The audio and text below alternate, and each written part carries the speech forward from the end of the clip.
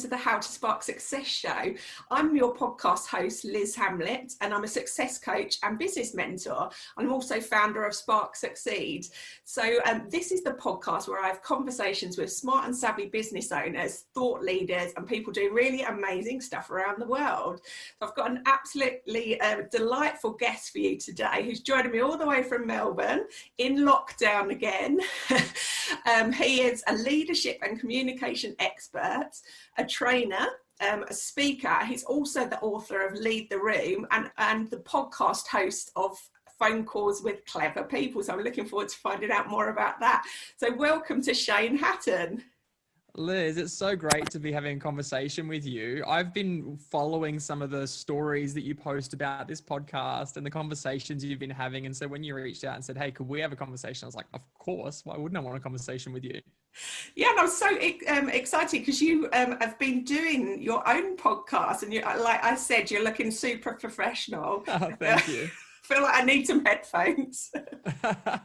Yeah, this is the world we're living in right now, this digital world. And especially in Melbourne, we're about a week and a half or a couple of weeks into lockdown now. And everything that I'm doing is in this online world. So I'm pretty much just getting set up to pretty much live here for the next 10 years. You'll have like 1,000 podcast episodes from them. It seems that way. So do you want to tell us a bit more about yourself and what you do and about the podcast? Yeah, I mean, first of all, thanks for having me and thanks for wanting to have a conversation. I guess my journey is a bit of a unique one in that I kind of have operated in these two different worlds for a long period of time. I started out in event management, I did marketing, and I spent a lot of time floating around business. And then I did this kind of, I stepped into this other world of psychology and counseling and people and not-for-profit. And so I've found these two worlds have kind of intersected around business and psychology. And I've kind of just I really love operating in that space of people. And I've always been fascinated by leadership and I love leadership conversations. And I guess over time, eventually that's transitioned into helping businesses and organizations to develop their leaders. And obviously a lot of the time there's this, I guess, middle section of leaders that are really, really great at what they do. And there's a bit of a gap often at times between where they are in the middle of the organization to the responsibilities that come with being in the senior levels of an organization. So now I kind of help leaders prepare for and develop that talent pipeline so that we can close the gap between mid-level managers and senior level leaders. And tell us a bit, your book is very much around the sort of leadership space. So tell us a bit about that. When did that come out? Yeah, so the book's been out for about 12 months now. And I guess it started because over the last 12 years, I've done a lot of speaking and, whether it's conferences, whether it's leadership events, done a lot of speaking. And people would often come to me and go, oh, can I pick your brain a bit about how to deliver a better message? And over the time, what I found a lot of people were trying to do was having conversations around the technique. And they would go, help me to become a better speaker. And what I realized is most of the time as a leader, our job is not just to be able to communicate information or to be able to get a message across. Really what we're trying to do is build trust and build trust at scale most of the time. And we're trying to mobilize people around our ideas. And I realize it's not just about helping people become better speakers. It's actually about helping them to become more effective leaders. And so many times I often say to people, when we talk about, okay, just tell me how to be a better speaker, we're missing part of a much bigger picture. And I actually think it's around who are you as a leader? And then what do you have to say? And then there's this small piece about how do I deliver it? And so that's where kind of Lead the Room was birthed out of, which is this idea of it's not just about our ability to inspire or inform people, but it's our ability to be able to mobilize and lead people through our communication. So the book kind of tagline is communicate a message that counts in the moments that matter. And I guess the spoiler for the book is that every moment matters. Every opportunity we have to speak is an opportunity to lead people. So that's kind of the essence of the book. Yeah, and that leadership piece is even more important at the moment where, a lot of business, especially in Melbourne, places where they are locked down, and even in London, most businesses are still, offices are still working from home, to lead in different ways, lead digitally, and also extend that trust to our teams to, not be like micromanaging them when they're working from home, and also to be checking in on their well-being because there's different stresses. You haven't got the separation between home and work now, and we talked earlier about trying to juggle the sort of full-time working with looking after kids or, you know, different things. So how have you found that your work has changed during lockdown or become more important? Yeah, it's an interesting conversation that I've been having with a lot of people lately, and I've kind of described it in some way that you've got people who are essentially flying the plane. So whether they're small business owners, whether they're medium business owners, whether they're working in an organization, we've all got this kind of plane that we're flying. And our job over time is we tend to automate a lot of things and try to put a lot of things on autopilot that can kind of look after themselves so that we can just focus on the hands-on things that we need to. And then all of a sudden, we've kind of hit this global pandemic that we're in, and crisis has hit. It's almost like this turbulence has hit the plane. And all of a sudden, a lot of the things that we were kind of able to let go of or be able to leave on autopilot, we've almost had to grab hold of the controls again. And so it's required all this additional energy and effort and input that probably we wouldn't have had to normally contribute. And then the thing that I guess I would add to that conversation is now not only are we flying the plane through turbulence, but now we've got children and pets in the cockpit. Now we're trying to deal with all of those things at the same time. And so it's not surprising to me that a lot of people are really struggling with their energy, where they're struggling with the motivation, or they're just finding themselves going through these really high peaks and these really low troughs. But I guess part of our job in the middle of all of this as leaders is to go, how do I make sure that I'm navigating and obviously helping people to make progress through all of this? I've got a funny story about that. You were saying about like pets in the cockpit. My cat literally 10 minutes before this podcast tried to bring in a live frog through the cat flaps. So we just had to separate the frog and the cat. And well, I've met more pets and I've met more kids and I've seen into more people's homes in the last 12 weeks of lockdown than I think I've ever seen in my life. I would never get these insights into some of these people's homes. You know, when I go into a training room and we're talking to people, I get to see them in their work environment, and now all of a sudden we're seeing people in their kind of natural habitat, so to speak, and we're getting this kind of glimpses of insight into people's lives. And that's quite interesting, because I was reading an article that was saying, actually, you know, it's almost made us as teams, you know, closer. The fact that we are getting glimpses into people's, you know, real lives. People are human, you know, they're not like chief exec separate, you know, in their office. You know, they are human. They're all juggling these different things. And there's this sense of forced vulnerability. It's almost we often say vulnerability is really important to be able to connect with people. We've kind of taken out the option for vulnerability, and then we actually forced it almost upon people. And we're now getting a glimpse of people who are now, they're not in their suit and tie anymore. They're in their jumper, or they're in their kind of casual clothes in their home. And they're trying to act professional. If they are, there's usually a kid running around in the background, and all these people who you assume they have perfect homes, you see their children, you know, causing absolute chaos. And all of a sudden everyone starts to go, oh, they're actually a normal human being, which is also reassuring for everyone, right? To see in a leader. Definitely. So have you been delivering, you know, mainly over Zoom, or how have you been working? Do you do a lot of group work or one-to-ones? Yeah, it's a mixture of kind of work. Most of the work that I do tends to be in groups. So we'll work with leadership teams, or we'll work with, potential leaders in a group setting. We'll also work with a number of people one-on-one. So Zoom is kind of the world that we're living in now. So everything is kind of delivered through that space. And, people will often say, you know, people feeling a bit zoomed out, or they're a bit tired of screen time. And in one sense they are, but I actually think as leaders and business owners, whatever kind of context we have, we get to shape those environments and shape those cultures. And I think if we can do it well, we can create really valuable learning experiences for people. Yeah, and I think, you know, that importance of that check-in as a leader, as a manager, you know, head of department, etc. You know, making sure that you are checking in, that you are visible in your vulnerability at home is so key, because, you know, often when you're in the office, you may not see that director or, you know, business leader that often, but actually, you know, either to sort of be putting out messages to your teams regularly, or, you know, I know that in my sister's firm's big consultancy firm in London, they regularly sort of send out sort of almost like care packages, you know, just something that's a bit of a treat to just show that they are appreciated, they know that it's a challenge, and you know, that they appreciate their staff. And I think those things like make a huge difference. And still doing team activities, so, you know, whether that's a virtual art gallery tour with like interactive art things, or, you know, some sort of social, you know, drinks or or things. I think that's so important. And the businesses you're working with, are they sort of making more effort to do those things together?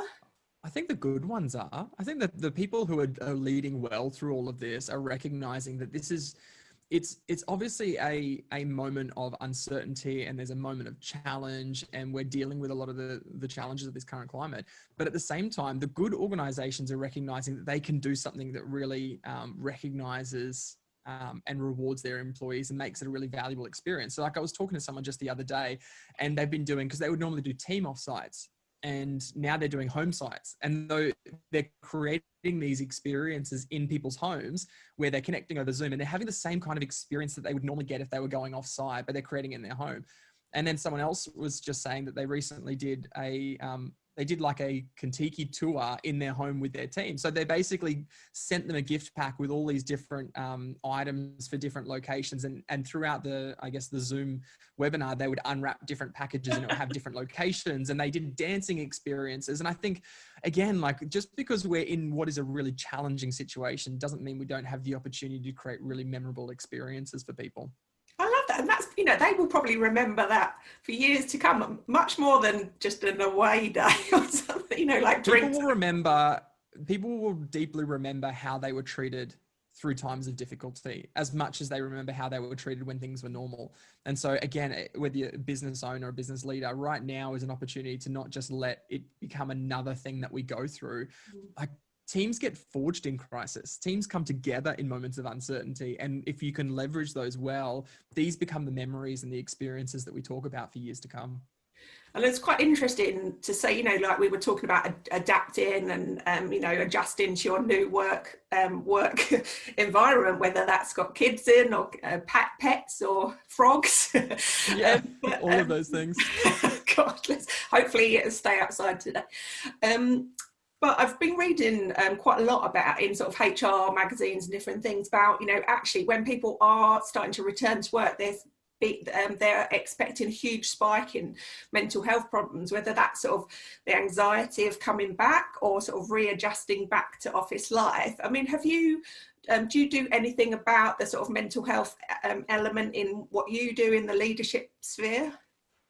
Yeah, I mean, I don't specifically work in the well-being space or the mental health space, but I think every leader at their core does, because we're always focused around the people that we lead and the people that we serve.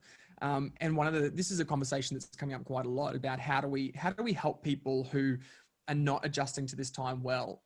Because, there's organizations that I've spoken to, they've realized the benefit of being able to mobilize their workforce. And they're recognizing that we've had these huge office spaces that have been populated with shoulder to shoulder people. And we're going, well, let's just build bigger buildings. Now, all of a sudden, we're finding ourselves in an environment where people can work remotely, and we're going, actually, we don't need the buildings at all.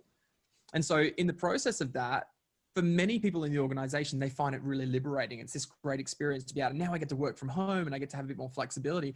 For other people, home life is deeply challenging, whether it's children, whether it's unsafe environments, whether it's just, someone said to me the other day, when I asked them, what do you think are some of the challenges of working remotely? And someone actually said, I feel that people might be judging me based on my internet connection quality. So they said, if my internet seems a bit slow, they might think that I can't afford to have faster internet. And I was like, when was the last time we even thought that might be a consideration? And so that I guess part of the leaders that are doing this season well are those that are being aware of the conversations that sit below the surface that people aren't bringing to the surface. So we can talk about the big challenges that people are facing, but let's actually dig below the surface and go, what's the conversation people aren't having, but that people are feeling right now? And I'm sure if, that the leaders have got together on a Zoom call and thought, what are the likely things that our workforce are concerned about? They might have thought actually internet speed might be sort of distracting them from sort of being able to do work effectively, but actually, not that being a sort of necessarily a stressor. So yeah, it is important to have that conversation, definitely.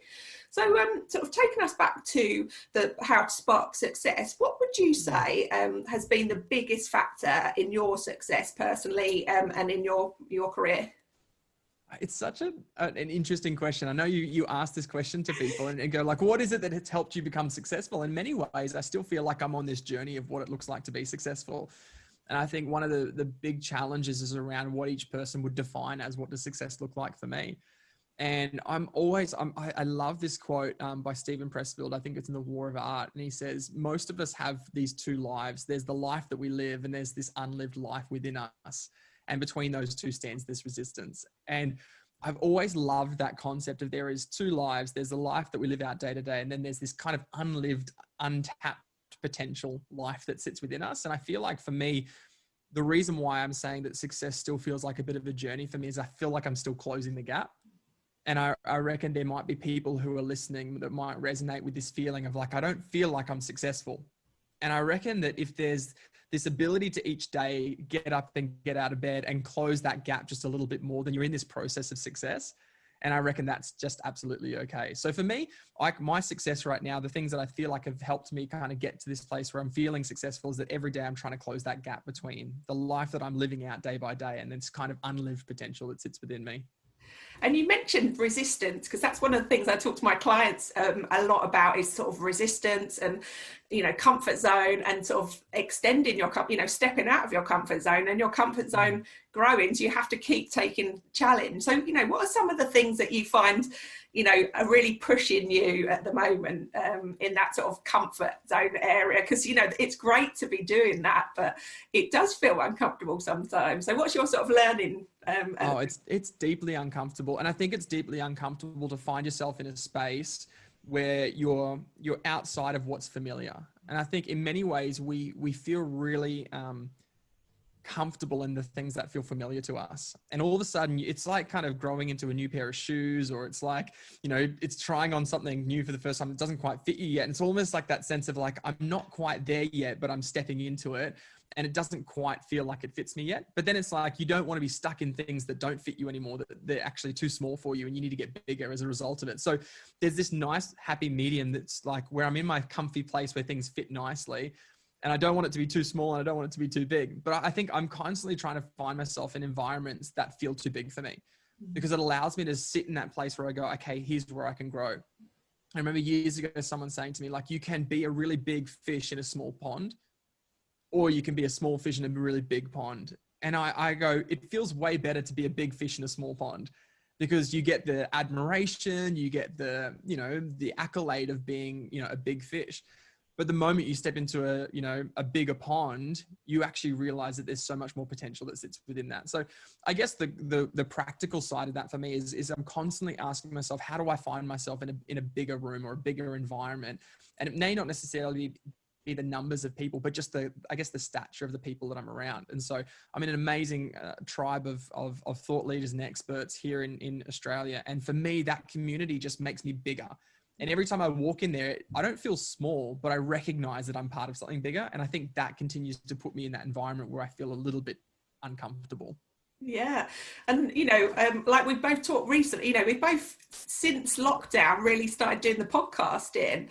And, it's something that I'd probably thought in my business plan for sort of 2 years' time. I just thought, I don't know anything about doing podcasts, but, why the hell not? And why not? And, like with you, your work is your book and your sort of leadership communication work really lend themselves to what you're doing. And I don't know about you, but I love the podcast, the opportunity it affords me to have conversations with those amazing people that have done really interesting things, that I maybe aspire to do, or that are quite different from what I'm doing. So talk a bit about the people that you're rubbing shoulders with your podcast, which phone calls with clever people. So you're obviously speaking to some amazing people. So do you want to talk a bit about that? I love doing the podcast. And someone asked me recently, are you going to do another podcast with phone calls with everybody else? Because they said, I don't feel very clever. And I think part of this is that I recognized early on, I was having these phone calls with people, and I would call someone, potentially that I knew of or that I wanted to connect with, and they would say things to me, and I would hang up the phone and I go, I really wish I just recorded that. Or you'd try to share it with somebody else and you go, I just wish you could be part of that phone call. And so I went, well, what would it look like if I started to record some of those phone calls and then sharing them with the rest of the world? And I guess the premise for the show for me was really all about how do I ask really great questions of talented people to help everyone who's listening become more effective leaders. And that became the premise of the show. But one of the things I've learned over time is that every single person that I talk to has this little bit of cleverness within them. And people don't like the word clever. And I've had a few people give me feedback that they don't like the word clever because it makes them feel, like, if they're not clever, then they don't fit in. And I go, no, everyone has this little bit of cleverness within them.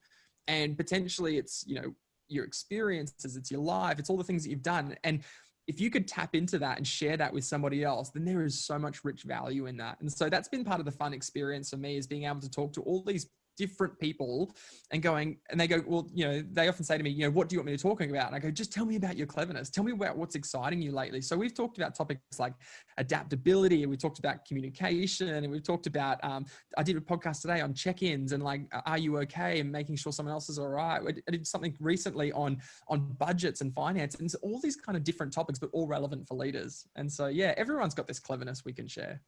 Amazing. And I know we're both on the cheer squad for Janine Garner, and you've had a conversation. She's been one of your podcasts. I have. Janine's just one of my favorite people, because I connected with Janine through, I guess, the tribe that I was a part of, and she's just been one of the most generous and giving people. And so just being able to be connected with her has just been, such an incredible opportunity. And I think that's one of the things I've learned in lockdown, that there's no reason to limit yourself to your local area, your country. I mean, we're working, internationally, between Melbourne and London, and there's absolutely no limit. And the richness that you get from working with people in different cities and different countries, and their thoughts and what's working there, or what they haven't tried there, that you've tried really successfully. And I think that's, for me, been one of the sort of richest pieces during lockdown, of just literally the world is your oyster. The borders have almost come down in many ways. We're living this kind of borderless world now. I think we always have, in one sense, that we've always been able to have these opportunities around us. But what this kind of global pandemic has done is socialized this idea that we can have a global community now.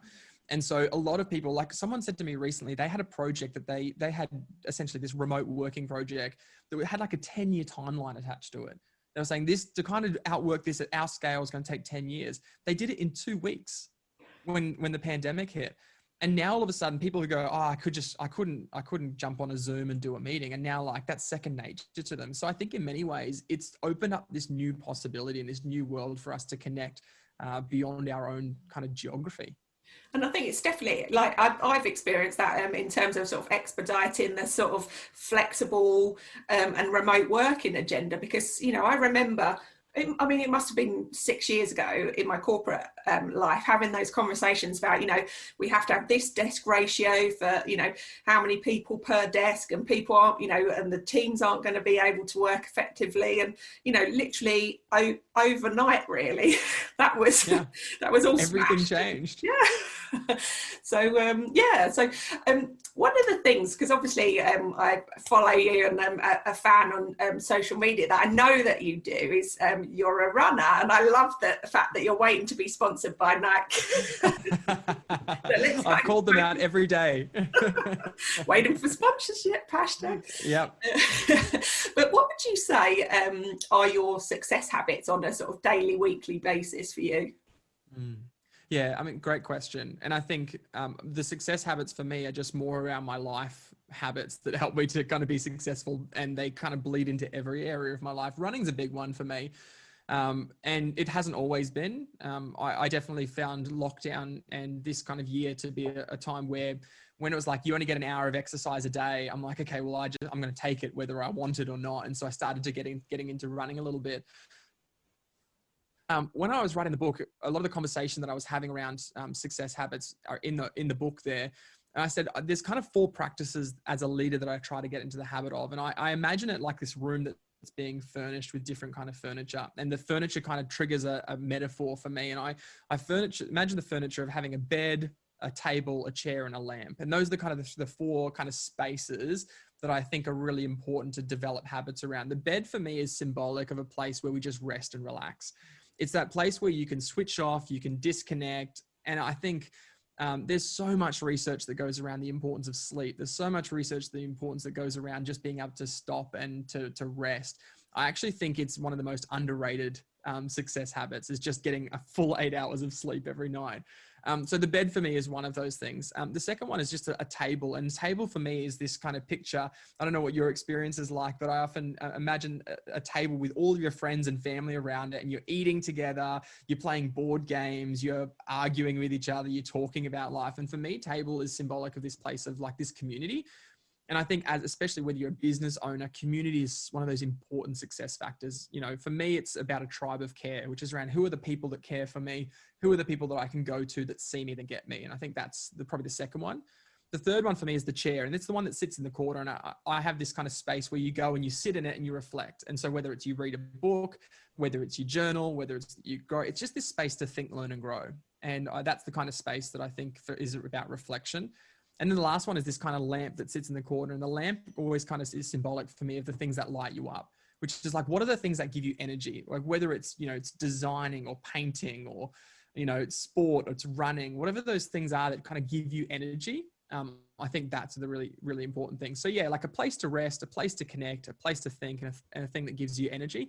Those are the 4 things that I try to kind of adopt as much as possible into my life.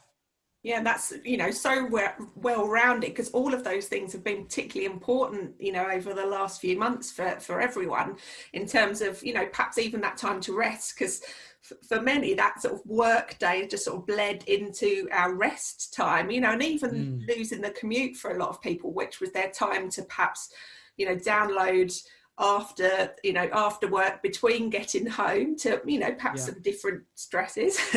And you know, maybe that got lost a bit at the start. So yeah, I think I love that. That place of reflection as well. Like often people would use the tram or the train or whatever the bus was that they were taking to kind of reflect on what's taken place throughout the day. So by the time you walk through the doors at home, you feel like you don't need to like decompress. You kind of feel like you've already done that. And, you know, people have been saying, you know, they're finding really challenging to the boundary lines between home and work. And for me, again, the run for me is about distinguishing between I'm at work and I'm at home. So when I get changed into my running gear and I go outside and I go for a run, I come home and it's like I'm coming home from work. But again, it's about just, I guess, realigning those boundary lines around our life and going, okay, how do I want this, you know, life to look like if it was more by design than by default? Oh, I love that. Just, you know, I love that sort of vision of the furniture. So that's one I'm going to remember, I'll take away from today. So if you could start all over again, what would you do differently? That's one of those ones that I feel like I reflect on from time to time. And I tend to reflect on it probably a lot more in hindsight, looking at potentially a bad decision. You know, I'll look at the bad decision and go, okay, if I could just undo everything that I just did there, would I do it differently? And I reckon the question here is, would I do it? If I could start all over again, do I have the knowledge that I know now, or do I just have the knowledge that I had back then? Because if I had the knowledge that I know now, I would do a lot of things differently. Because I guess what I've gained out of some of those negative experiences has taught me so much. So of course, if I wanted to go back and I had the knowledge that I have now, I'd do things differently. Whereas most of the time, I think what I'm learning to do is forgive myself in the process for making some of the decisions that I make, because I made it with the best information that I had at the time and with the experiences that I had at the time. So we often reflect, we bought a house, my wife and I, when we first got married, we bought a house, and you know, people asked us, we asked people, should we buy a house? And they're like, yeah, this is some advice. And we go, you know what, let's just do it. And we bought it. We bought a townhouse, and it just did not work well for us. And we still have this kind of house, and we don't love it. It won't sell. It's not a very good, not a very good investment. But we look back at it and we go, will we do that again? And we go, well, we understand the property market a whole lot better than what we did back then. We understand, investments a whole lot better than we did back then. So if we went back, we would do it very differently. But the only reason we know what we know now is because we didn't do it right that first time. And this is this kind of weird paradox of being okay with failure, which kind of links back to what you were saying a little bit earlier. Like, how do we create those spaces where it's safe to learn and fail and grow? That helps us to be able to know, okay, how do we make sure that we do things differently moving forward, rather than how do we kind of potentially do things differently looking back? And I think, that space of being able to make mistakes and actually actively going into some things in business or life, you know, knowing, just throwing yourself in, I think is so beneficial. Because, you know, some of the advice that some of my other podcast guests are is sort of make lots of mistakes in business and life, and, you know, actually, you know, not necessarily regret taking that opportunity. Okay, it might not have been the right one at the time, but like you say, there was lots of learning. You're now on the property market. I mean, I know our friends live in Melbourne, and I know the property market in Melbourne, and, you know, you have to go see hundreds of property. Yeah, and I think what you're touching on there is this pursuit of learning rather than pursuit of failure, right? And that's the distinction here. It's like, you don't go out to fail, but you recognize that in the pursuit of learning, you can't learn unless you go through the process of failure. And so again, like this whole, you know, process of like learn, fail, learn, grow, try again, fail, learn, grow, and then potentially do it better and do it different. And then in the process of that, what could I learn from what other people are doing as well? And I reckon that the failure or the failing cycle gets so much richer when we take the learning and we share it with others. And we show and we demonstrate, okay, this is where I really stuffed it up. And this is how I did it differently the next time. And I did it better. And when we share that with others, someone else goes, oh, I can learn from your experience so that I don't have to go through that process again. And that's some of the, you know, most valuable, you know, feedback I hear from people that are, you know, maybe go to events where there's people that they really admire, either within their organisation or people in, you know, amazing, you know, successful and, you know, whatever that looks like for different people. But, you know, the fact that they have shared, you know, and yes, I started my career in a really like terrible job and, you know, I hated it. But what that taught me is now I'm really good at X, you know. Yeah. Or, you know, negotiation or, you know, something. So I think, you know, definitely that sharing of experiences is really powerful, particularly in the leadership space, and showing that you do make mistakes and you do learn and how that's made you a better leader. Yeah. I mean, most of the conversation I have with people, I say people get inspired by our victories, but they connect through our battles.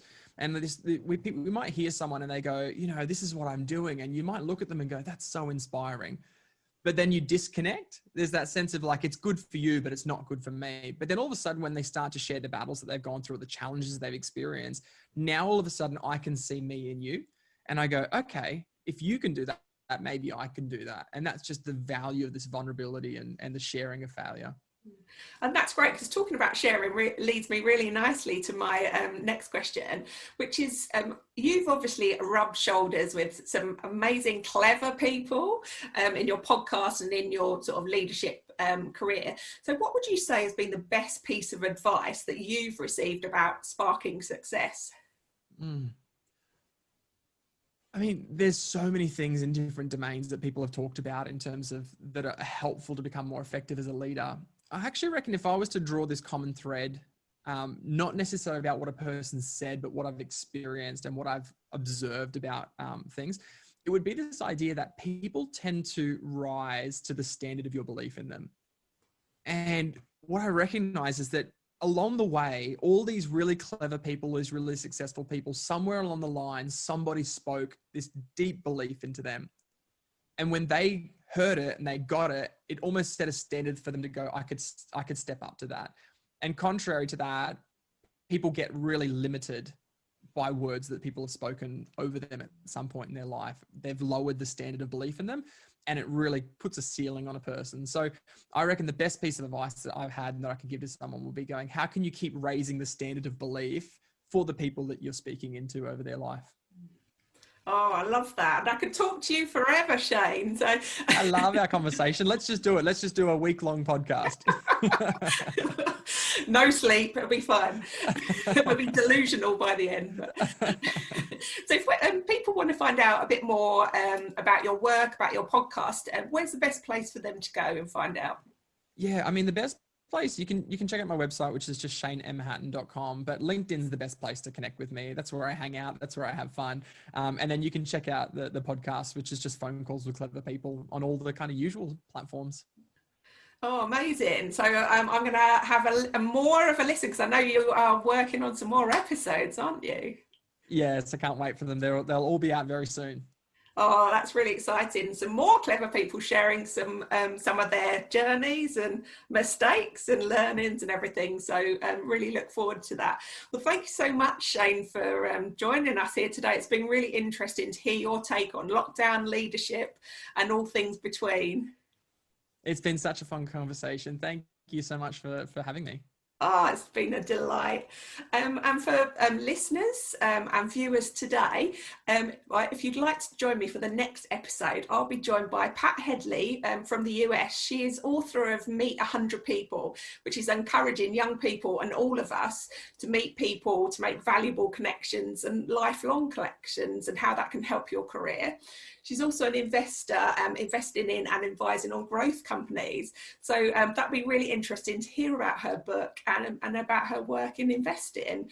And if you've been inspired by Shane's work and you would like to spark your own success, then book in a call with me at sparksucceed.co.uk. We can talk exactly how we can help you reach those success goals. So thanks so much, Shane. It's been a delight to have you. Thank you. And I'll let you go to your evening now. Put your feet up or go for a run. Yes, no, rest day today, but I'm looking forward to getting back out there tomorrow. It's just kicking off in the day for you, isn't it? Yeah, just start of the day. It's just coming up to 9 a.m. So full day of meetings. Right. Thanks so much, Shane. No, thank you. What a great conversation. I really appreciate it. Brilliant. Take care. Bye. You too. See ya.